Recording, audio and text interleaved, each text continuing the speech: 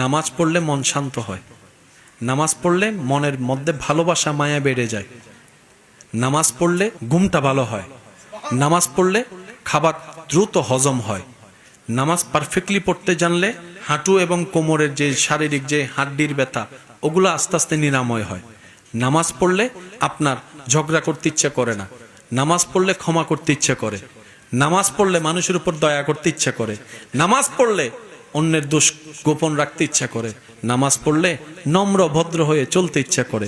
অর্থাৎ আল্লাহর পছন্দের গুণ যা, সত্যিকারের ভালোভাবে নামাজ যদি আমরা পড়তে পারি, সব গুণ আমাদের ভিতর দান করে দিবেন। ইন্নাস সালাত তানহা আনিল ফাহশাই ওয়াল মুনকার, ওই নিয়ামত আল্লাহ আমাদের সবাইকে দান করে দিবেন। বলেন সুবহানাল্লাহ। পড়ার দরকার আছে না নাই? ইসলাম যে কত স্মুথ, কত ক্লিয়ার, কত সুন্দর, আমরা যদি একটু বোঝার চেষ্টা করতাম।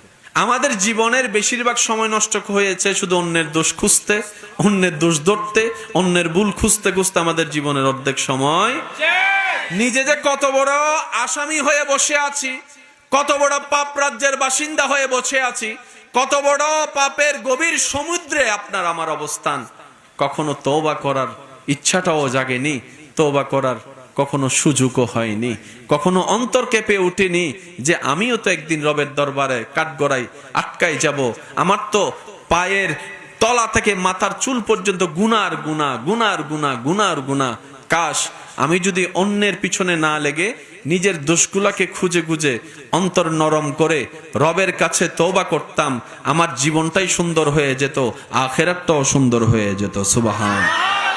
আল্লাহ তাআলা ইব্রাহিম নবীকে দায়িত্ব দিলেন, তুমি আমার ঘরকে পুনর্নির্মাণ সুন্দর করে করো। এবার আপনারা একটু বলেন, কোন একটা কিছু বানাতে গেলে ইটের দরকার, একটু জোরে বলেন, লোহার দরকার, সিমেন্টের দরকার, মিস্ত্রির দরকার, তারপরে হেল্পারের দরকার, এগুলো জিনিস আনা নেওয়ার জন্য মানুষের দরকার। আল্লাহ যখন ইব্রাহিম নবীকে এই আদেশ দিচ্ছেন, তখন মক্কা নগরীর আশেপাশে কোনো সিমেন্টের দোকান, লোহার দোকান, আর একটু জোরে, পাথরের দোকান। ইব্রাহিম নবী বলে, আল্লাহ আপনি হুকুম দিয়েছেন, এখানে আর কোনো কথা নাই। কারণ বান্দার কাজ রবের খুশিতে নিজেকে খুশি রাখা,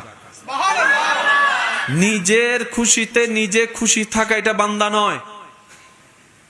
রবের হুকুমে, রবের ইচ্ছায়, রবের খুশিকে প্রাধান্য দিয়ে যে নিজে খুশি থাকতে পারে, সে হচ্ছে আবদে সোয়ালে, নেককার বান্দা।